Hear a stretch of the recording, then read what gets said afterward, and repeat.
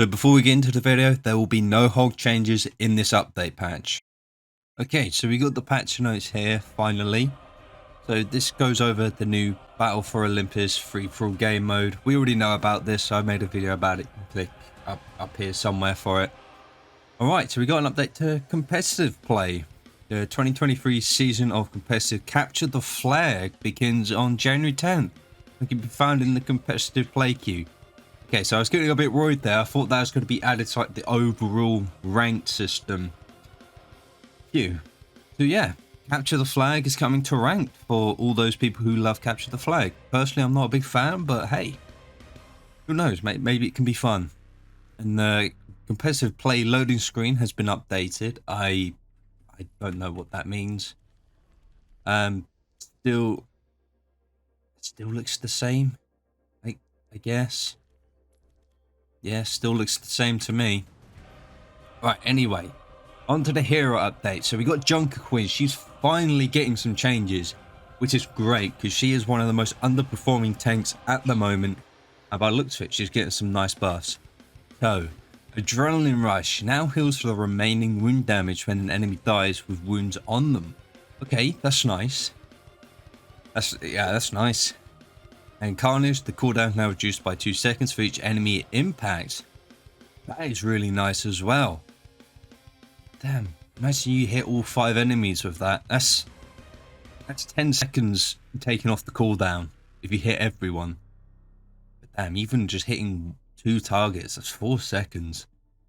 Alright, we've got Jagged Blade. So, when the thrown impact damage is reduced from 80 to 50, which is interesting. I don't know why they would nerf that, but I guess this next part is why they nerfed it. So thrown direct impacts now add a 30 damage wound to the stuck target. Okay, so hitting direct impacts is definitely the play for this. Obviously, that's the main part in general, but now it's more incentive, whatever the word is, incentives. Yeah, you get it. It stacks with wounds caused by the quick melee or the return jagged hit. That's nice. So she got a few nice buffs here. Hopefully that brings her up. But obviously she's not going to beat Roadhog because we all know that.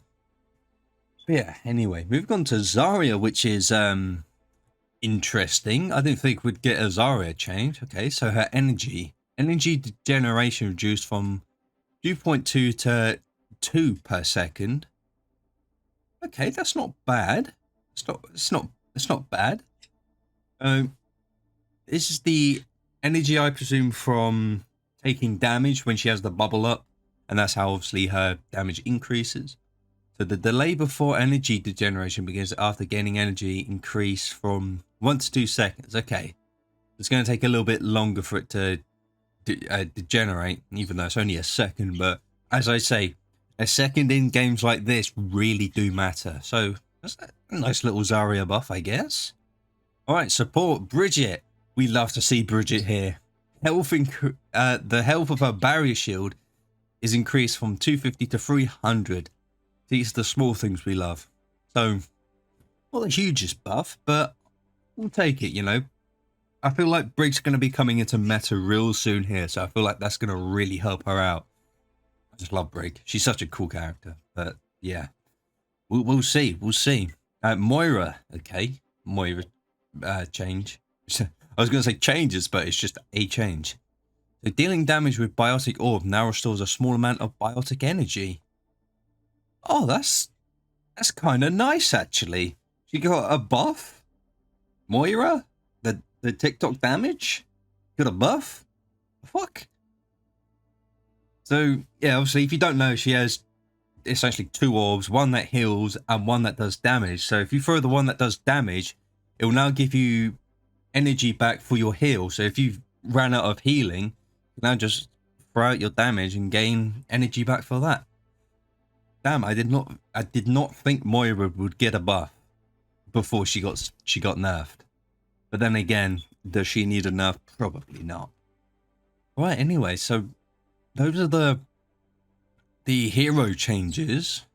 Got nice buffs to Junker Queen, a nice buff to Zarya, nice buff to Bridget, and a nice buff to Moira. for some reason. But I mean, Moira mains are going to be happy with that. So we got some bug fixes here. So fix the bug with souvenirs being incorrectly placed on Ramatra. Fix an issue with Kiriko's Ofuda displaying black textures during her whirlwindy emote. Fix an issue with Reaper's animations when ending his take a knee emote. Resolved an issue with placeable abilities turrets as mines floating after the destructible environment they were placed on was destroyed. Fix an issue that resulted in some users seeing a black screen as their main menu background. Fixed a bug that caused group up to say, I'm on my way, in unintended circumstances.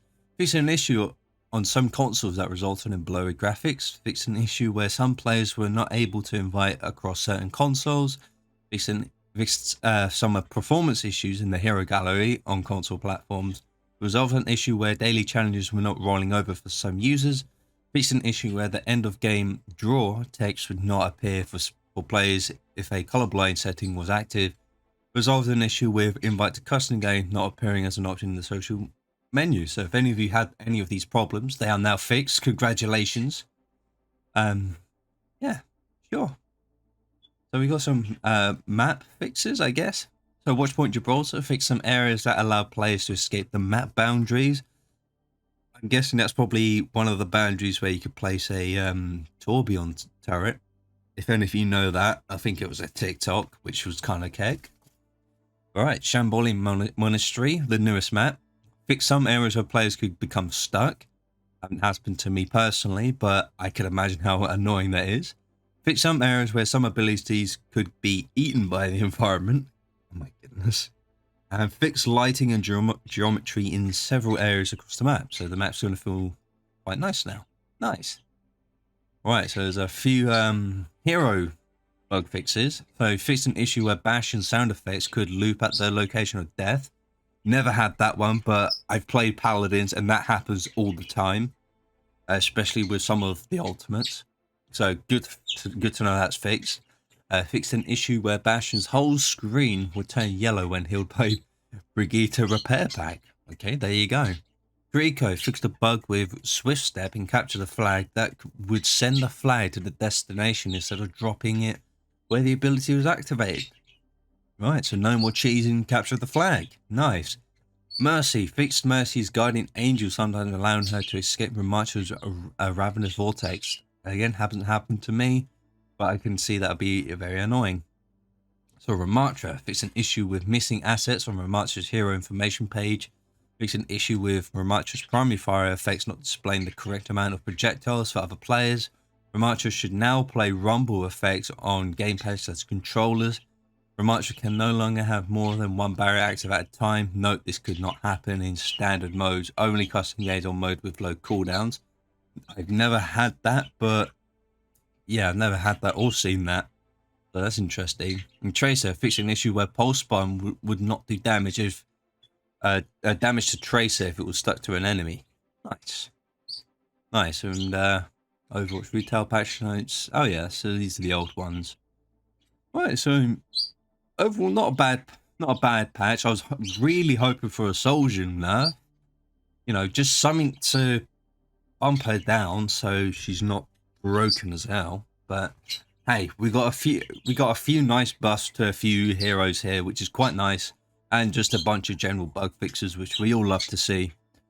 So yeah, thank you for watching. If you did like this video, smash the like button down below. Remember to subscribe to my channel, see more future content like this. Go down in the description, check all my social media out and all that fun stuff. And yeah, I'll see you in my next video. Goodbye everyone. May the force be with you.